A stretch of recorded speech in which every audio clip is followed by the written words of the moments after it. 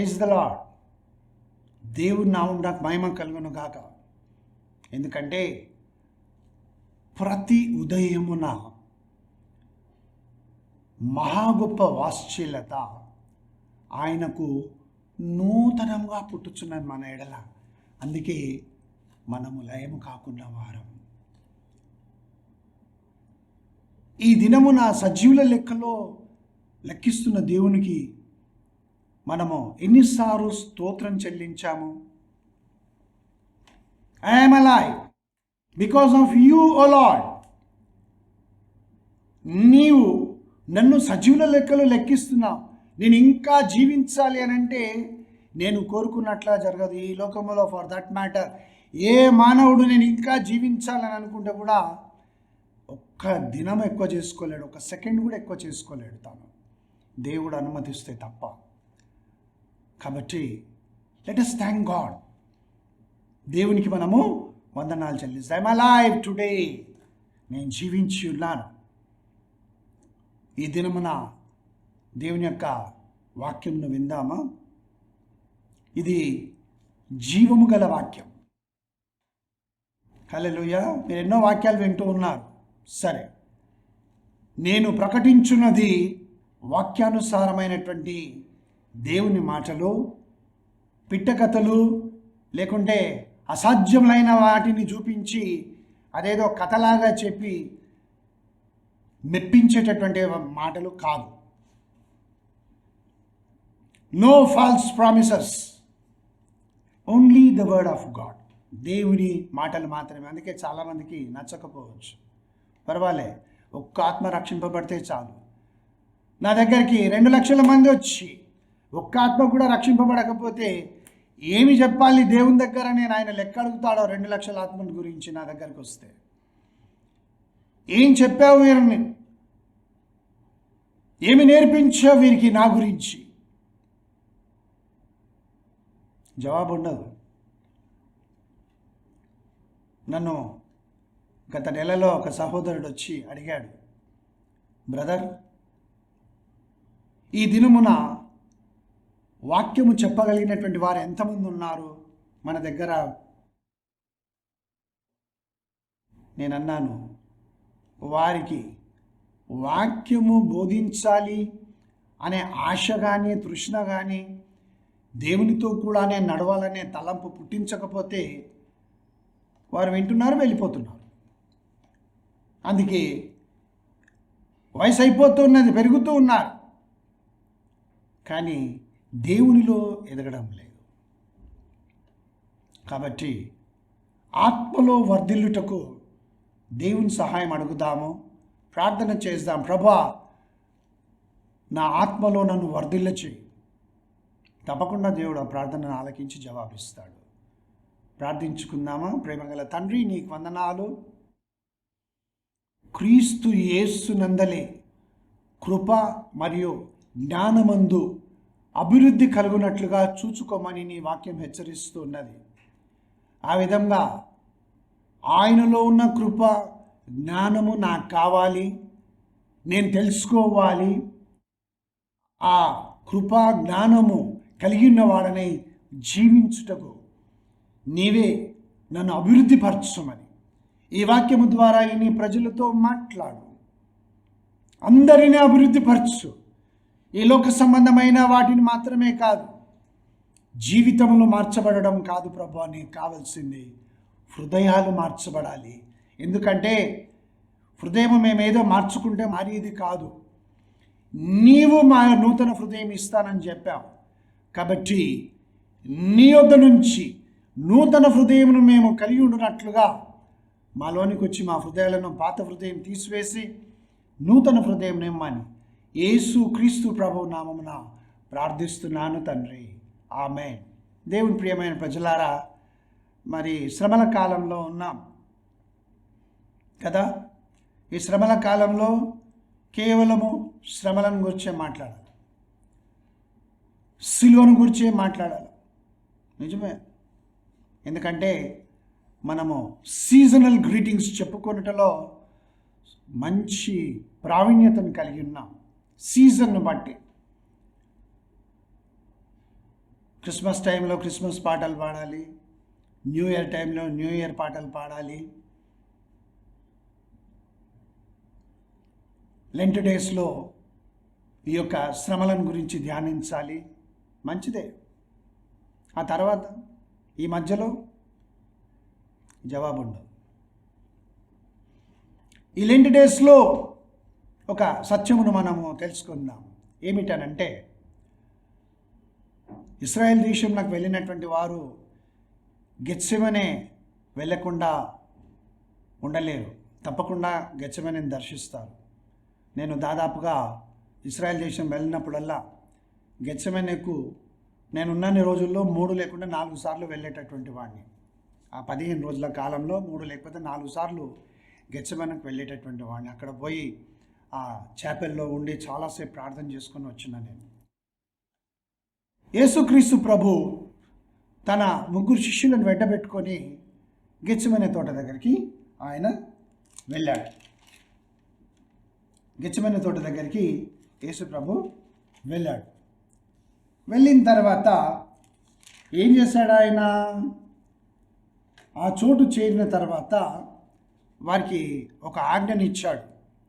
లూకా సువార్త 22వ అధ్యాయము 40వ వచనంలో ఈ విధంగా చెప్పాడు. ఆ చోటు చేరి ఆయన వారితో, మీరు శోధనలో ప్రవేశించకుండానట్లు ప్రార్థన చేయుడని చెప్పి వారి యొద్ద నుండి రాతివేత దూరం వెళ్ళి మోకాళ్ళుని ప్రార్థన చేస్తున్నాడు. శిష్యులతో ఏమని చెప్పాడు? మీరు శోధనలో ప్రవేశించకూడదు.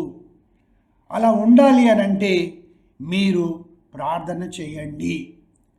మరి ఆ దినమున యేసుక్రీస్తు ప్రభువు తన శిష్యులకు ఆయన ఇచ్చినటువంటి ఆజ్ఞ ఏమిటంటే, మీరు ప్రార్థన చేయండి. ఎందుకు ప్రార్థన చేయాలి చెప్పండి? ఎందుకు ప్రార్థన చేయాలి? ప్రభా వివాహం జరగడం లేదు, ప్రభా ఉద్యోగం లేదు, ప్రభా ఇంకెన్నాళ్ళు నేను ఈ ఆర్థిక ఇబ్బందులతో బాధపడాలి, ఇంకెంతకాలము ఈ భర్తతో నేను ఈ వేదనలు పడాలి, ఇంకెంతకాలం నా భార్య ఇలా ఉంటుంది, నా కొడుకుకు ఉద్యోగం రాదు, నా పిల్లలను చూడడం లేదు. ఇది ప్రార్థన అంటే బ్రదర్. నువ్వేంటో శోధనలో ప్రవేశించకుండానట్లు ప్రార్థన చేయమంటావు. ప్రార్థన అంటే ఏమిటో మనకు నేర్పించింది ఇదే కదా. బాల్యము నుండి, లేకపోతే నువ్వు మధ్యలో నీవు బాప్తిస్మం తీసుకున్న తర్వాత దేవుని యందు విశ్వాసం ఉంచినప్పటి నుంచి నీకు నేర్పించింది ఏమిటి? ఇలా ప్రార్థన చేయి. మేము చేస్తున్నాం కదా ప్రార్థన. ప్రభా ఇది ఇవ్వు, బంగళా కావాలి, బంగళా ఇవ్వు, ఇదిగో ఇక్కడ నుంచి రోడ్డు లేదు, రోడ్డు వేయు, ఇదిగో ఇక్కడ ఈ స్తంభం కట్టాలి, ఇది కట్టించు. ప్రార్థన చేయండి, ప్రార్థన చేయండి. మందిరం కట్టబడడానికి ప్రార్థన చేయండి. మందిరం కట్టడానికి చాలా డబ్బులు అవసరమై ఉన్నాయి. ప్రార్థన చేయండి అందరూ ఇచ్చేటట్లుగా. మీరు ఇంకా బయట నుంచి మనకు సహాయం రావాలి, మనకు ఒక పెద్ద వ్యాన్ కావాలి, వ్యాన్ కొరకు ప్రార్థన చేయండి, ప్రార్థన చేయండి, ప్రార్థన చేయండి. ఇది అండి ప్రార్థన మనం నేర్చుకునేది, నేర్పించబడేది. ఇది విన్నాక కూడా మళ్ళీ ఇంకా ఇదే ప్రార్థన మీరు కంటిన్యూ చేస్తారు, దాంట్లో సందేహమే లేదు. దేవుని ఆత్మ చేత నడిపించబడేటటువంటి వారు మాత్రమే తమ్మును తాము పరిశీలించి చూచుకుంటారు. ఈ వాక్యం సత్యమేనా, నేను ఈ విధంగా చేస్తున్నానా? వాక్యం వింటున్నారు, బాగానే చెప్తాడులేండి వాక్యము, ఏముంది అనుకొని వెళ్ళిపోయేటటువంటి వారు లేరు. టీవీ కట్టేసేటటువంటి వారు కూడా లేకపోలేదు. బ్రదర్ బాగానే చెప్తాడు కానీ అంతే, అక్కడికి మళ్ళీ టీవీ కట్టేసేవారు ఉంటారు. కానీ ఆత్మీయులైనటువంటి వారు, ఆత్మచేత నడిపించబడేటటువంటి వారు ఈ వాక్య ప్రకారం నేను జీవిస్తున్నానా లేదా, నా ప్రభు కొరకు నేను జీవిస్తున్నానా లేదా, నా యేసు ప్రభు ఆజ్ఞాపించినట్లుగా నేను చేస్తున్నానా లేదా అని తమను తాము పరీక్షించుకొని తాము చేస్తున్నటువంటి తప్పేమిటో తెలుసుకొని దాన్ని సరిదిద్దుకొనడానికి పరిశుద్ధాత్మ దేవుని సహాయం అడుగుతారు. యేసు ప్రభు శిష్యులతో చెప్పాడు, ఆయన వెళ్ళి ప్రార్థన చేస్తున్నాడు సుమి, జాగ్రత్త. యేసు ప్రభు వెళ్ళి ఆ గెత్సెమనేలో వెళ్ళి ఆయన ప్రార్థన చేస్తూ తాను చేస్తున్నదేమిటో శిష్యులతో చెప్పాడు, మీరు ప్రార్థన చేయండి అని చెప్పి. శోధనలో ప్రవేశించకుండా మన శిష్యులకు చెప్పాడు కదా. మరి యేసు ప్రభు ఏ విధంగా శోధింపబడ్డాడని నీవు అనొచ్చు. అవును, ఏమని ప్రార్థన చేస్తున్నాడు ఆయన? తండ్రి ఎందుకు ఈ లోకంలోనికి పంపించాడు కుమారుణ్ణి? ఆ యొక్క శ్రమల పాత్రను భరించడానికై. లోక పాపములు మోసుకొని పోవు దేవుని గొర్రెపిల్లవు నీవని, గొర్రెపిల్లగా ఆయన నీ లోకంలోనికి పంపిస్తే ఇప్పుడు ఏమని ప్రార్థన చేస్తున్నాడు? నీ చిత్తమైతే ఈ గిన్నెను నా ఎదురు నుండి తొలగించుము. మళ్ళీ వెంటనే అంటున్నాడు, అయినను నా ఇష్టం కాదు నీ చిత్తమే నెరవేరును గాక అని. అక్కడ శోధనను యేసు ప్రభు జయించాడు. శోధకుడు వచ్చి శోధిస్తాడు, ఈ బాధ తీసివేయమని ప్రార్థన చేయి, ఈ విధంగా చేయ, విధంగా చేయని. ఏం చేస్తున్నారు శిష్యులు? యేసు ప్రభు ప్రార్థన ఆపి మధ్యలో వచ్చి చూస్తే వారు చాలా బాగా నిద్రిస్తూ ఉన్నారు. నా ప్రియమైన సహోదరుడా, నా ప్రియమైన సహోదరి, దేవుని మాటను వినుచున్నటువంటి నీవు, చాలా స్థలాలకు వెళ్తున్నటువంటి నీవు, బలమైనటువంటి వాక్యం వినుచున్నటువంటి నీవు, ఏ విధంగా వాక్యం చేత బలపరచబడ్డావు? నీవు ఏ వాక్యమునకు నీవు లోబడి జీవిస్తున్నావు? ఏ వాక్యము నీవు వినిన తర్వాత నీ జీవితంలో మార్చుకొని దేవుని మార్గంలో నడవడానికి నిశ్చయించుకున్నావు?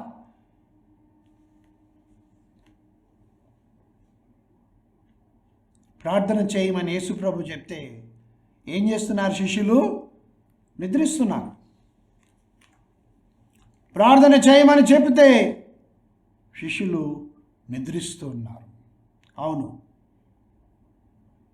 ఈ లోకాధికారి మనము దేవుని ప్రేమ నుంచి దూరం కావాలని, ఆయన ఆజ్ఞకు మనము లోబడకుండా ఏదో ఒక విధంగా ఆయన ఇచ్చినటువంటి ఆజ్ఞకు వేరేదో వాక్యం చూపించి ఇలా వ్రాయబడి ఉంది కదా అని మనలను మనము మోసపుచ్చుకునేటట్లుగా ఆ లోకాధికారి అయిన అపవాది చేస్తూ ఉంటాడు. అవును, ప్రవచనము నెరవేరలేదు, ప్రవచనం చెప్పారు, ప్రవచనం నెరవేరలేదు. అప్పుడు ఏం చేస్తారు? తమను తాము తగ్గించుకొని, ప్రభువా ఎందుకు ఇలా జరిగింది?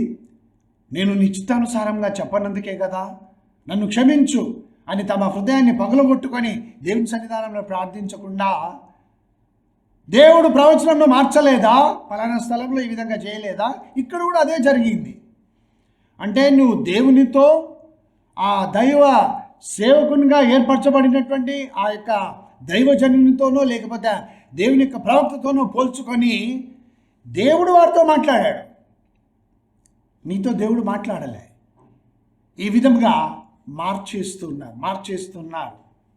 జాగ్రత్త. చాలా సంవత్సరం క్రితము ఒక ఆయన ఫోటో దిగడానికి ఫోటో స్టూడియోకి వెళ్ళాడు.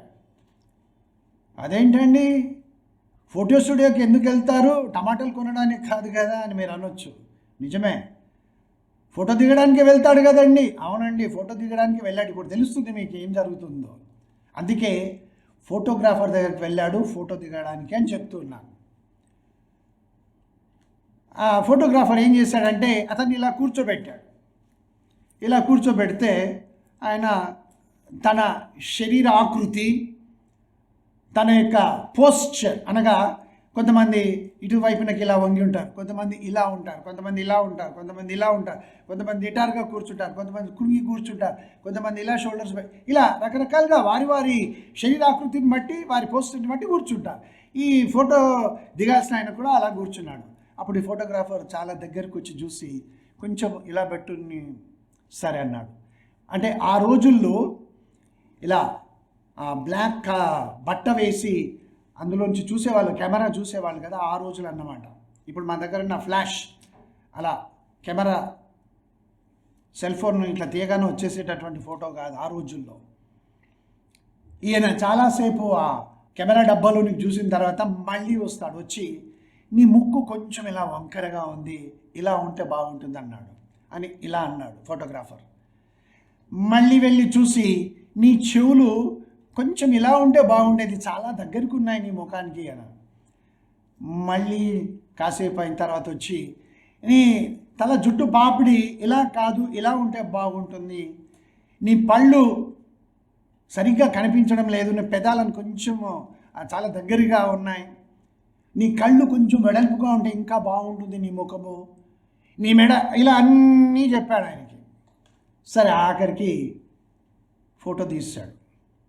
వారం రోజులైనాక రమ్మంటే ఈ ఫోటో దిగిన ఆయన తన కాపీ కొరకు ఫోటోగ్రాఫర్ దగ్గరికి వెళ్తే చాలా బాగా మీ ఫోటో ఉందండి అని, అక్కడ ఉంది చూడండి మీ ఫోటో అని అంటే చూస్తాడు.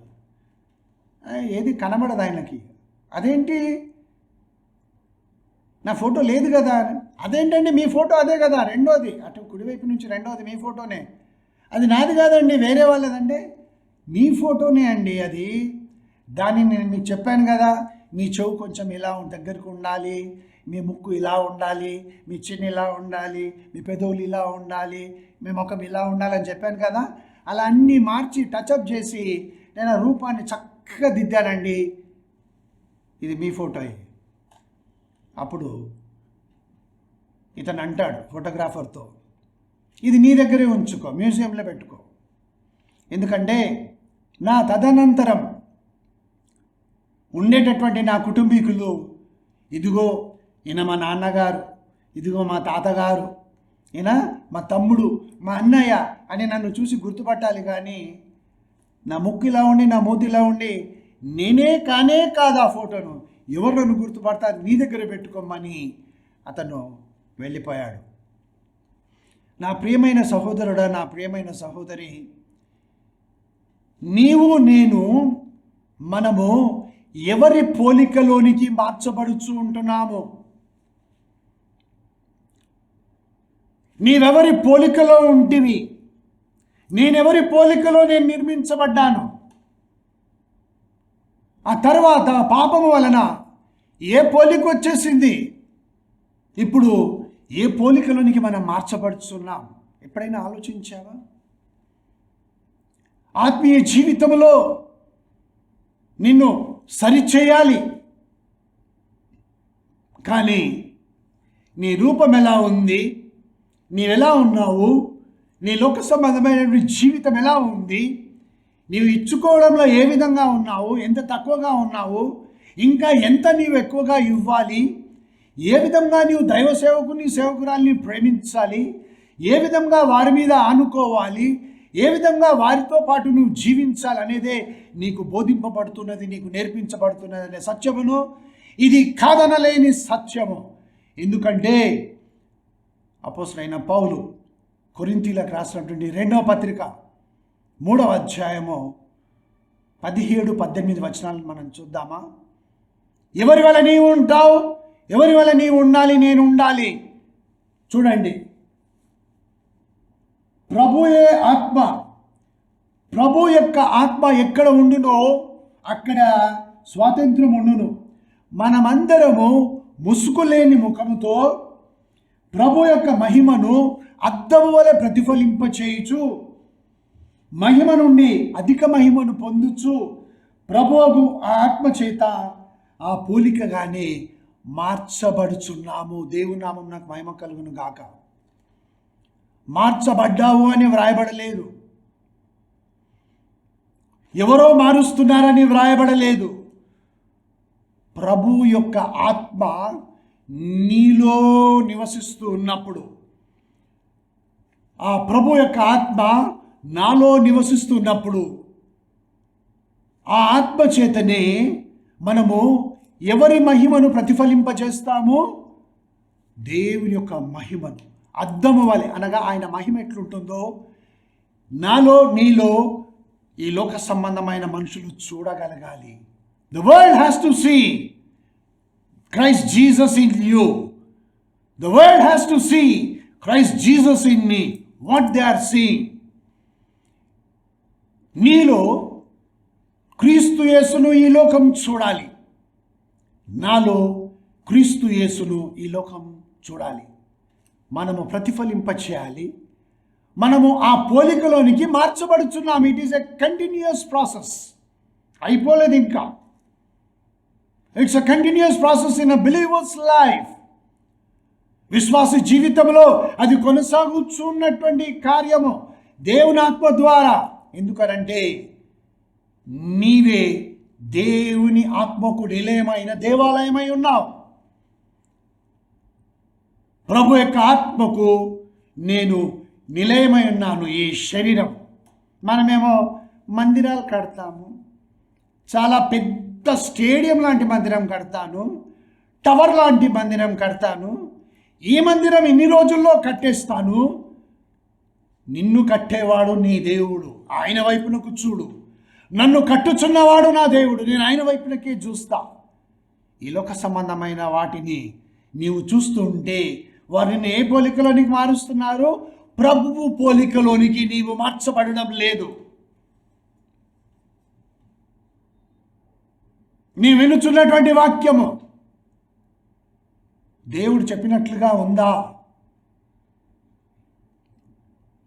ఆలోచించండి నా ప్రియమైన సహోదరుడు, నా ప్రియమైన సహోదరి.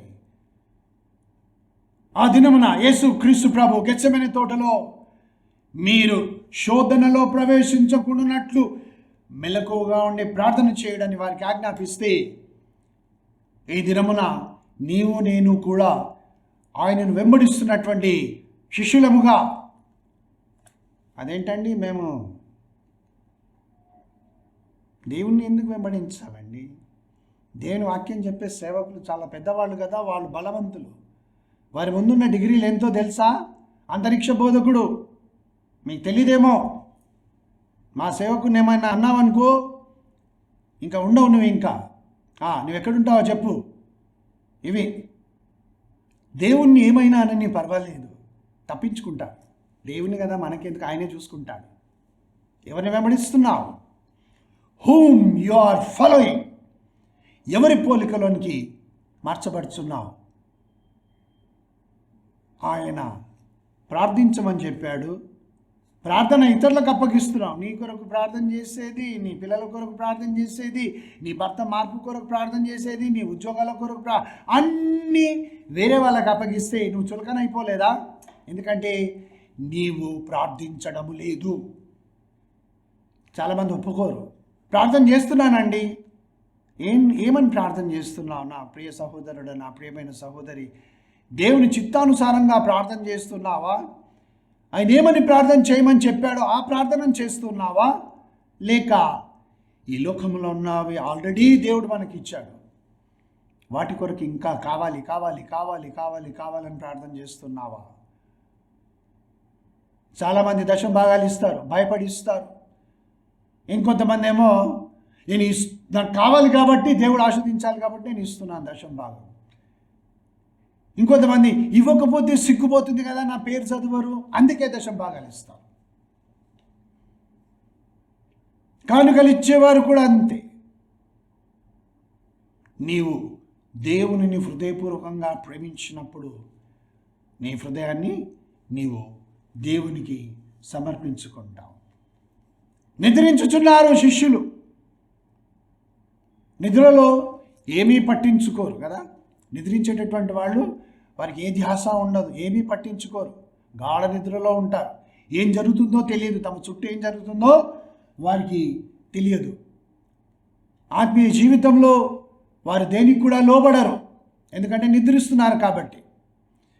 స్పిరిచువల్ లైఫ్లో వారు దేనికి ఒప్పుకోరు, వారికి గ్రోత్ ఉండదు, ఆత్మలో వర్ధిల్లుట ఉండదు, ఆత్మలో ఎదుగుదల అసలే ఉండదు. నీవెప్పుడు కూడా వినే స్థితిలోనే ఉండాలి. అది నీ ఎదురుగా నిలబడేటటువంటి వానికి కావాల్సింది. ఎందుకు? నీవు కూడా అతనిలాగా లేచి నిలబడితే అతని కంటే గొప్పవాడో ఆమె కంటే గొప్పదానం అయిపోతావు. కాబట్టి నీవు అలా ఉండడమే వారికి కావాల్సింది. అందుకే నేను అలాగే ఉంచుతాను, నీ ఇష్టము కూడా అంతే అలాగే ఉండాలని. అలాగే ఉంటాం. ఒక్కసారి మనల్ని మనం పరీక్షించుకుందాం. ఎంతగా క్రీస్తు పోలికలోనికి నేను మార్చబడ్డాను? ఎంతగా క్రీస్తు పోలికలోనికి నేను మార్చబడ్డాను? రెండవది మనం గమనించినట్లయితే, యేసుక్రీస్తును నేను వెంబడిస్తున్నాను, యేసుక్రీస్తును నేను వెంబడిస్తున్నాను అని మనం అనుకుంటాం.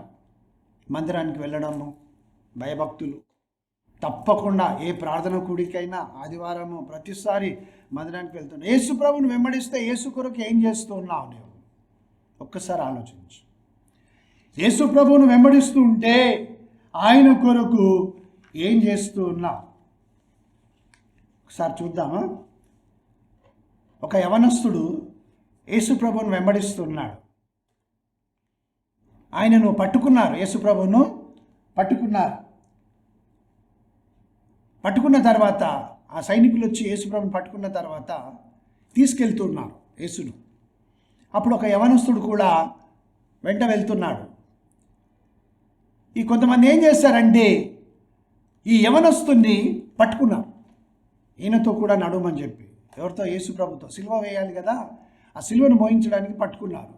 మార్కు సువార్త 14వ అధ్యాయం 50-51 వచనాన్ని చూడండి. ఆ యవనస్తుని పట్టుకుంటే అతడు ఏం చేశాడు? 50-51. అప్పుడు వారందరూ ఆయనను విడిచి పారిపోయి తన దిగంబర శరీరము మీద నారబట్ట వేసుకొని ఉన్న ఒక పడుచువాడు ఆయన వెంట వెలుచుండగా వారతనిని పట్టుకొనిరి. అంటే ఒక మంచి, చాలా పైకి మాత్రం చాలా ఖరీదైనటువంటిది. నారబట్టలు ఆ రోజుల్లో చాలా కాస్ట్లీ, అందరూ వేసుకునేటటువంటివి కావు. A class of people only use to wear them. ఆ నారబట్టలు చాలా, దానిని వేసుకున్నాడు. కానీ అతనికి లోపల ఏమీ లేదు.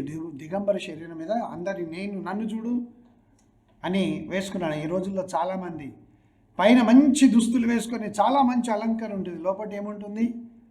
యేసుప్రభు ఉండడు. అతన్ని పట్టుకుంటే ఏం చేసిండు? దీనిని విడిచేసి దిగంబర శరీరంతోనే పారిపోయాడు అతను లోకంలోనికి. కానీ యేసుని వెంబడించలే. ఈ దినమున కూడా చక్కటి వస్త్రాలంకరణ, ఖరీదైనటువంటి బట్టలు, ఖరీదైనటువంటి జ్యువెలరీ వేసుకొని తమను తాము కనపరుచుకునేటటువంటి వారి లోపల ఏముంటుంది? క్రీస్తు పోలికుందా? ఆయనను వెంబడించి నీవు నేను ఆయన ఆజ్ఞలకు లోబడి మనము జీవిస్తున్నామా? అందుకే యేసుప్రభు ఏమన్నాడంటే, నన్ను వెంబడించువాడు తన్ను తాను ఉపేక్షించుకొని తన సిలువనెత్తుకొని నన్ను వెంబడించాలి. మీకన్నీ ఆశీర్వాదాలే ఈ దినములలో. ఎవరైనా చెప్పారా? చెప్తున్నారా? చాలా తక్కువ, 100 కోట్ల మందిలో ఒక్కరు చెప్తారు సిలువనెత్తుకొని. అది కూడా జస్ట్ ఫర్ అట్లా చెప్పాలి కాబట్టి చెప్తారు. సిలువనెత్తుకొని వెంబడించాలి అని అంటాడు. కానీ ఎలా వెంబడించాలి, ఎందుకు వెంబడించాలి, నువ్వు సిలువను మాత్రమే వెంబడించాలి అని ఎంతమంది చెప్తున్నారు? లూకాసు వార్త 9వ అధ్యాయం 33వ వచనంలో మనం యేసు ప్రభు మాటలను అక్కడ చూస్తున్నాం. ఎంతమంది ఆయన కొరకు శ్రమ పడుతూ ఉన్నారు. ఆత్మ విషయమై దీనులైన వారు ధన్యులు, పరలోక రాజ్యము వారిది. ఎంతమంది ఆత్మలో దీనులై తమను తాము తగ్గించుకొని క్రీస్తును వెంబడిస్తున్నారు. ఒక ఇంత ఉంటాడు అబ్బాయి, వాళ్ళ తాతగారి దగ్గరికి వెళ్ళి, తాతయ్య నీవు ఈ గాజు గ్లాసులో ఈ మంచి ఒక రాయిని వేసి ఉంచావు కదా, ఎందుకు దాంట్లో వేసి ఉంచావు తాత అని తాతగారిని అడిగాడు. అప్పుడు ఆయన ఏం చెప్పాడంటే, నేను నీకంటే చిన్నగా ఉన్నప్పుడు నేను చదివాను రా, నీళ్ళలో ఏమేసినా కరుగుతుందని చెప్పి, అప్పటి నుంచి నేను ఈ రాయిని నీళ్ళలో వేసి ఉంచాను, కానీ ఇంతవరకు కరగలేదు. అది ఇంకా కరుగుతుందేమో అని చూసాను, నేను ముసల్వాణ్ణి అయిపోయాను. రాయి కరుగుతుందా అండి? కరిగే లక్షణం లేదు కదా. ఎవరు కరుగుతారో, ఎవరు మారుతారో, ఎవరేం చేస్తారో దేవునికి తెలుసు. కాబట్టి చిత్తగించు ప్రభా, నీ దాసుడు ఆలకించుచున్నాడు, ఆజ్ఞనిమ్ము. పేతురు రాసిన మొదటి పత్రిక 2వ అధ్యాయము 21వ వచనంలో ఏమంటాడంటే, క్రీస్తు కూడా నీ కొరకు శ్రమపడి, నా కొరకు, నీ కొరకు, మన కొరకు, క్రీస్తు కూడా నీ కొరకు శ్రమపడి ఆయన అడుగు జాడలలో మనం నడుచుకొనవలనని మన కొరకు మాదిరిని విడిచిపోయానని వ్రాయబడి ఉంది. ఏం చేస్తున్నాం మనం? ప్రార్థించమంటే నిద్రిస్తున్నామా? ఆయనను వెంబడించమంటే విడిచి పారిపోతూ ఉన్నామా? రక్షణ వస్త్రము లేకపోతే ఒక దినమున దిగంబరముగా కనబడతాం దేవుని సన్నిధి లోపల. జాగ్రత్త. ఆ దినమున ఎక్కడ ఏమీ దొరకదు. వేసుకోవడానికి ఇక వస్త్రాలు దొరకవు, నరకంలోనికే. కాబట్టి రాబోయే వీటి నెలను తప్పించుకొని మనుష్య కుమారుని ఎదుట మీరు శక్తిమంతులు అవునట్లుగా మెలకువగా ఉండి ప్రార్థన చేయుడని యేసు ప్రభు తన శిష్యులకు ఆఖరిగా ఇచ్చినటువంటి వాగ్దానం ఈ దినమున మన హృదయాలలో వ్రాయబడి ఉండాలి. మన చెవులలో ఆ వాక్యమే ఎప్పుడు వినబడుతూ ఉండాలి. పరిశుద్ధాత్మ దేవుడు నీతో మాట్లాడుతూ ఉంటే నేను ప్రార్థన చేస్తాను ప్రభా, ఏమని? నీ చిత్తానుసారంగా ప్రార్థన చేస్తాను. తప్పక నిన్ను బలపరుస్తాడు. ఎందుకు బలపరుస్తాడు? నీ పక్క వాళ్ళతో పోట్లాడడానికి, లేకుంటే కోర్టులో కేసు గెలవడానికి పోట్లాడడానికి, లేకుంటే నీవు పనిచేసిన స్థలంలో నీవు పోట్లాడి గెలవడానికి కాదు. మనుష్య కుమారుని ఎదుట నిలబడుటకు మనము శక్తిమంతులం కావడానికి ఆయన నిన్ను బలపరుస్తాడు. ఆ ప్రార్థన చేయాలి. చేద్దామా? తలలు వంచి దేవుని వైపున చూద్దాం. ప్రేమగల తండ్రి, నీకు వందనాలు స్తోత్రం చెల్లిస్తుంటున్నాను ప్రభా. ఇదిగో నీ వాక్యం మేము విని ఉన్నాం. ఇది జీవం గల నీ వాక్యము, జీవింపజేసేటటువంటి నీ వాక్యము, మాకు ఆత్మీయ జీవములో మార్గమును చూపించేటటువంటిది నీ వాక్యం. ఆ వాక్యానుసారంగా నడుచుకున్నటకు నీ పరిశుద్ధాత్మ చేత మమ్మల్ని బలపరిచి నడిపించండి. నేను త్రోవ విడిచి తిరుగుతున్నానా? మార్గము తప్పి తిరుగుచున్న చుక్క వలె నేను ఉన్నానా? యూదా పత్రికలో వ్రాయబడినట్లుగా నన్ను క్షమించి మరలా చేర్చుకో. నీ ఆజ్ఞలకు లోబడి నీ ఆజ్ఞల మార్గమున పరిగెత్తచ్చు నా ప్రభా. గురి యుద్ధకి ఓపికతో పరిగెత్తినట్లుగా నన్ను బలపరచమని, నన్ను సరిచేయమని బ్రతిమానుకొంచు ప్రార్థిస్తుంటున్నాం ప్రభా. ఇదిగో నా విశ్వాసమును కాపాడుకొంటిని,